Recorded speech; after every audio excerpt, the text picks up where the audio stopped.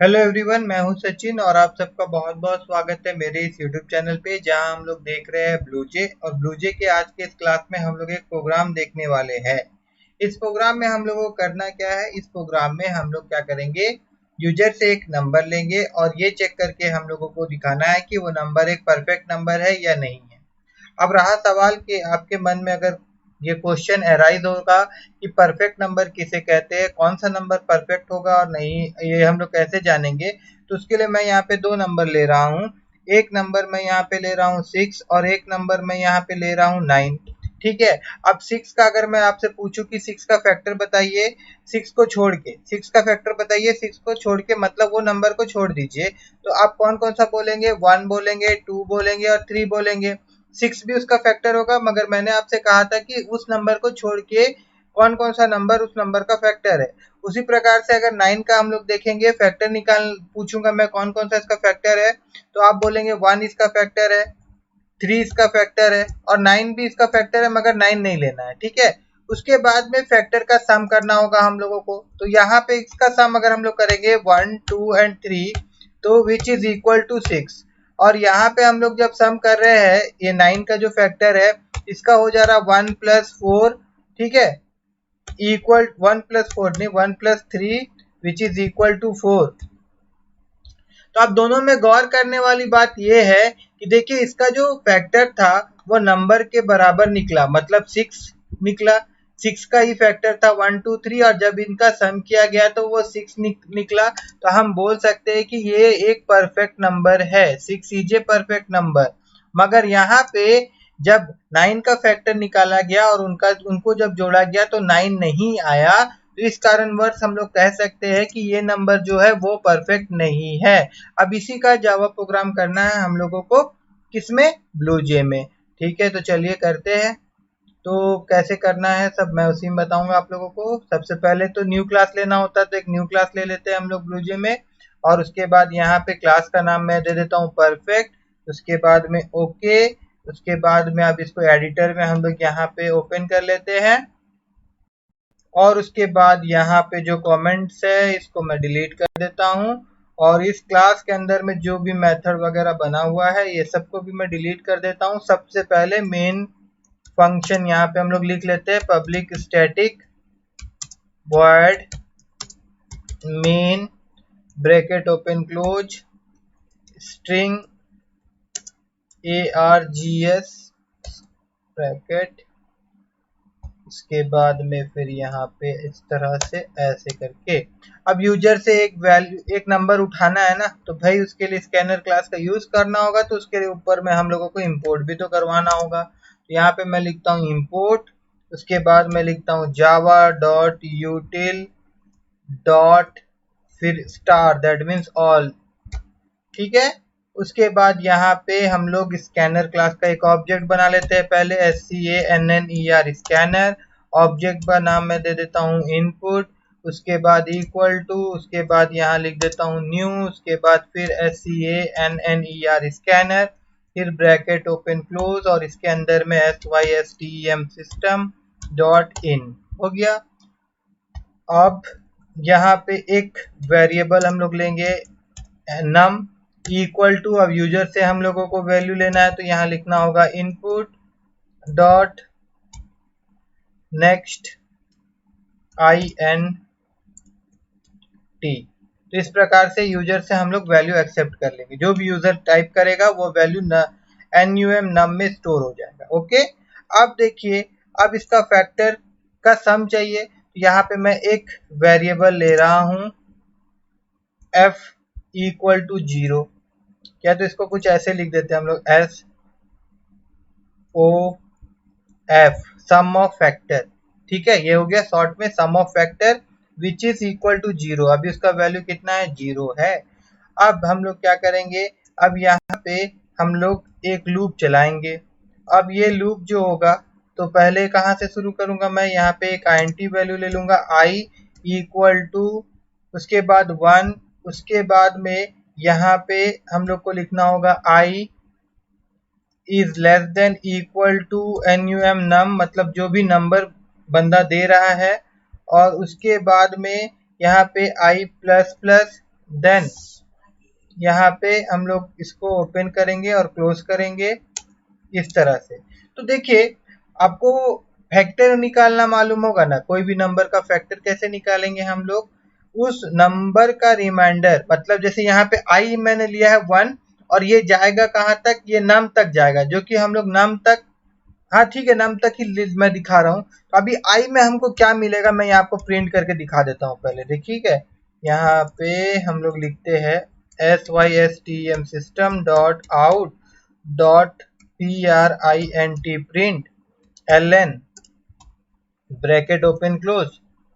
और यहाँ पे आई में क्या मिल रहा है हम लोगों को, अगर आपको पता है तो कोई बात नहीं है, मगर मैं उन बच्चों के लिए ये प्रिंट करवा रहा हूँ जो कंफ्यूज है, जिनको लूप क्लियर समझ में नहीं आता। ठीक है, तो आई में हम लोग को क्या मिलेगा, देखिए आई में हम लोग को मिलेगा ये 1 से स्टार्ट होगा और ये नंबर तक जाएगा। अब नंबर कहाँ तक रहेगा ये कौन डिसाइड करेगा, ये यूजर डिसाइड करेगा। ठीक है, जैसे मैं आपको दिखा देता हूँ, एक बार यहाँ हम लोग चलते हैं, यहाँ चलते हैं और उसके बाद यहाँ पे राइट क्लिक करके वर्ड में क्लिक करके फिर ओके में एक बार हम लोग यहाँ क्लिक करेंगे और उसके बाद यहाँ आउटपुट आया, यहाँ पे पूछा जा रहा है, देखिए टाइप ए नंबर। अगर मैं यहाँ पे 8 लिखूं और इंटर मार दूं तो देखिए यहाँ पे जो लूप है हमारा, जिससे आई का जो वैल्यू मिल रहा है हम लोग क्या मिल रहा है 1 से लेके 8 तक। उसी प्रकार से अगर मैं 9 टाइप करता तो कहाँ से कहाँ तक मिलता हमको, हमको मिलता 1 से लेके 9 तक। ठीक है, अब ये हम लोग क्यों कर रहे हैं, ये करके हम लोग को बेनिफिट क्या है, तो मैं आपको और एक चीज दिखा देता हूँ। ये इसलिए कर रहा हूँ क्योंकि हम लोगों को नंबर का फैक्टर चाहिए। अब नंबर का फैक्टर कैसे मिलेगा, जैसे कि जो नंबर था और इसका मॉडुलस निकाल देते हैं हम लोग, इसका क्या निकाल दे रहे हैं हम लोग, मॉडुलस। इससे क्या होता है, रिमाइंडर देता है। तो आप एक तो ध्यान दीजिए, जैसे कि कोई नंबर है, अगर किसी नंबर से वो पूरी तरह से डिविजिबल है तो रिमाइंडर क्या आता है, हमेशा 0 आता है ना भाई। फॉर एग्जाम्पल यहाँ पे मैं आपको कमेंट के माध्यम से समझा रहा हूँ, देखिए यहाँ पे अगर एक 6 है, अब 6 का कौन कौन सा फैक्टर होगा, देखिए 6 1 से डिविजिबल है तो 1, दूसरा 2, तीसरा 3, उसके बाद 6।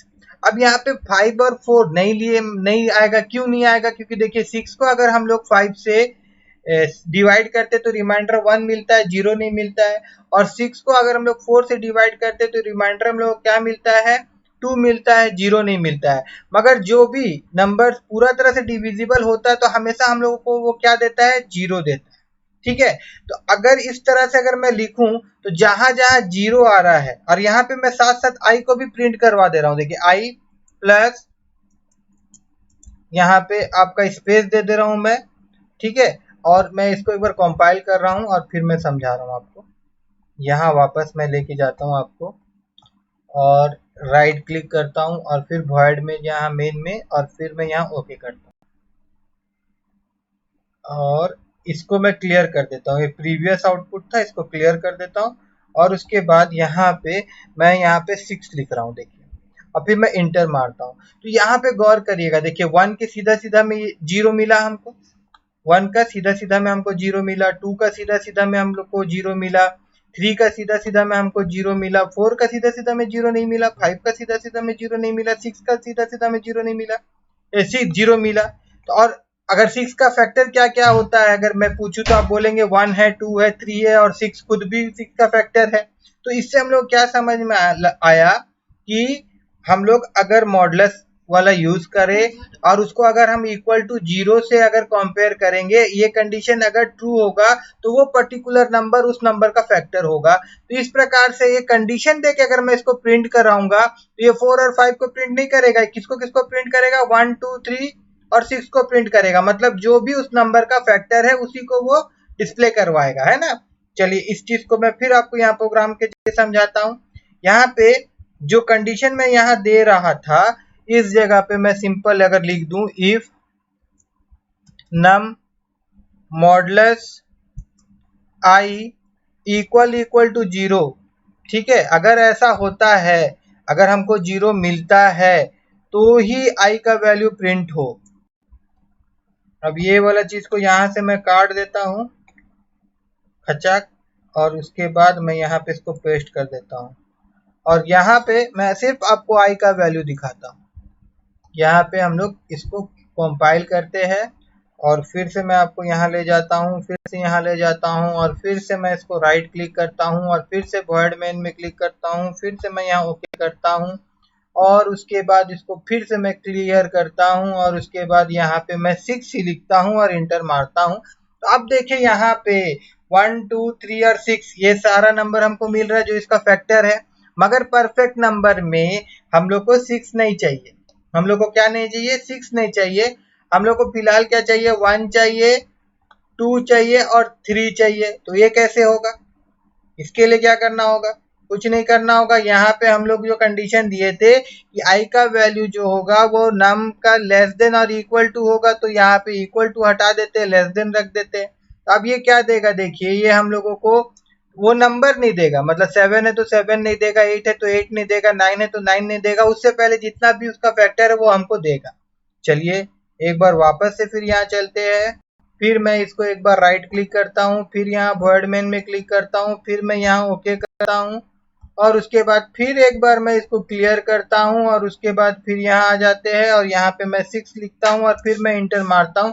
तो देखिए अब हमको 1 2 और 3 मिल रहा है, 1 2 और 3। अब रहा बात की आप बोल रहे होंगे कि अरे सर हम लोग तो परफेक्ट नंबर का प्रोग्राम देख रहे हैं, आप तो फैक्टर प्रिंट करवाना बता दे रहे हैं। जी नहीं, मैं आपको परफेक्ट नंबर ही बता रहा हूँ, मगर मैं हर चीज को तोड़ तोड़ के आप लोगों को एक्सप्लेन कर रहा हूँ, ठीक है। और कोई भी प्रोग्राम को अगर आप तोड़ के करेंगे तो जिंदगी में वो प्रोग्राम कभी भी आपको मिलेगा तो आप उस प्रोग्राम को कर सकते हैं, या उस तरीके का प्रोग्राम मिलेगा तो भी आप उसको कर सकते हैं, ठीक है ना। तो अब हम लोग को क्या करना है कि ये सारा फैक्टर का सम कर देना है। तो अब सम करने के लिए ऊपर में हम लोग क्या किए थे?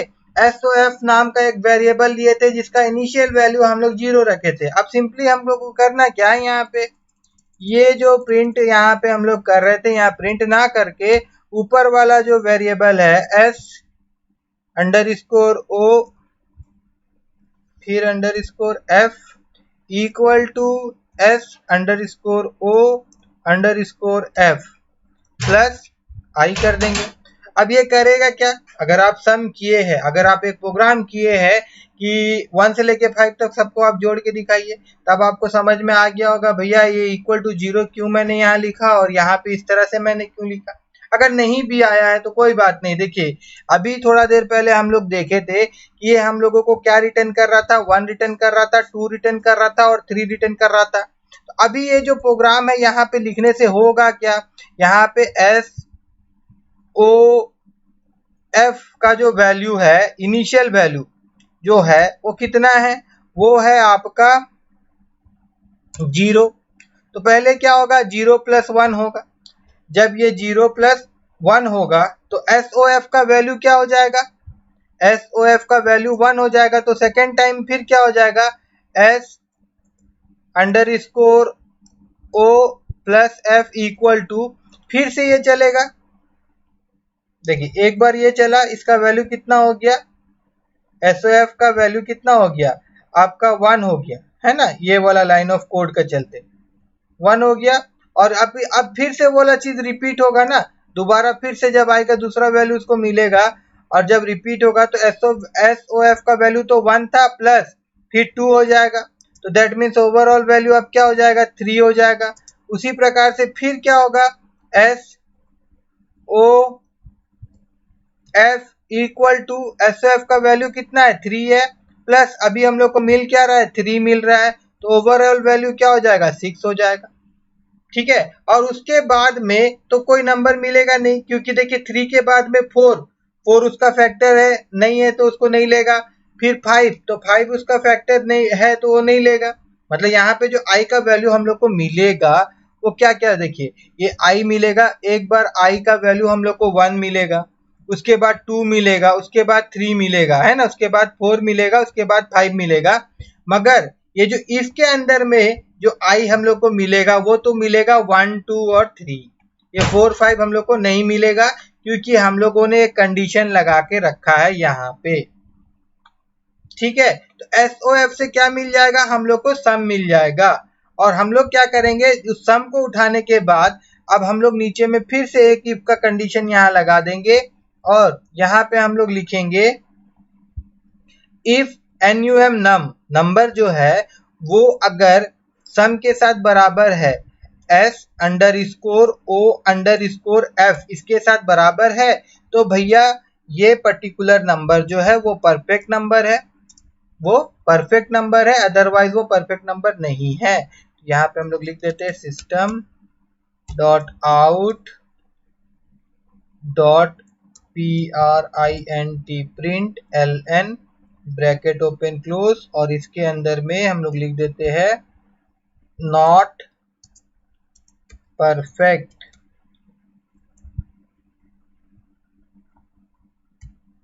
और उसके बाद में फिर यहाँ से इसको यहाँ तक उठाने दरकार नहीं है, इसको यहाँ से यहाँ तक कॉपी कर लेते हैं और फिर यहाँ पे लिखते हैं एल्स, और उसके बाद यहाँ पेस्ट कर देते हैं और यहाँ पे लिख देते हैं, यहाँ पे परफेक्ट लिखेंगे, सॉरी, और यहाँ पे लिखेंगे नॉट परफेक्ट, है ना। अगर सम नंबर के साथ बराबर होता है तो वो नंबर परफेक्ट है, नहीं तो वो नंबर परफेक्ट नहीं है। अब यहाँ पे हम कंपाइल करते हैं एक बार इसको, और फिर यहाँ पे हम लोग चलते हैं वापस, और फिर यहाँ राइट क्लिक करते हैं, फिर यहाँ वॉइड मेन में क्लिक करते हैं, फिर यहाँ ओके में क्लिक करते हैं, और उसके बाद फिर इसको मैं क्लियर कर देता हूँ। और देन यहाँ पे मैं पहले तो 6 जो कि एक परफेक्ट नंबर है इंटर करता हूँ, तो देखिए ये परफेक्ट दिखा रहा है। उसके बाद अगर दूसरा नंबर कोई और नंबर हम लोग यहाँ डालते हैं जो परफेक्ट नहीं है, तो नॉट परफेक्ट दिखा रहा है या नहीं वो भी हम लोग चेक कर लेते हैं। यहाँ पे ऊपर रहने देते हैं उसको, कोई दिक्कत नहीं है। यहाँ पे मैं मान लीजिए 15 लिखता हूँ और इंटर लिखता हूँ, तो देखिए नॉट परफेक्ट दिखा रहा है। तो इस प्रकार से आप परफेक्ट नंबर का प्रोग्राम कर सकते हैं। और अगर आप लोगों को अच्छी तरीका से ये प्रोग्राम समझ में आया हो, एक बार मैं प्रोग्राम में फिर से वापस चलता हूँ। ये परफेक्ट नंबर का प्रोग्राम अगर आप लोगों को समझ में आया हो, मेरे इस वीडियो को लाइक करना, शेयर करना और मेरे चैनल को सब्सक्राइब करना मत भूलिए।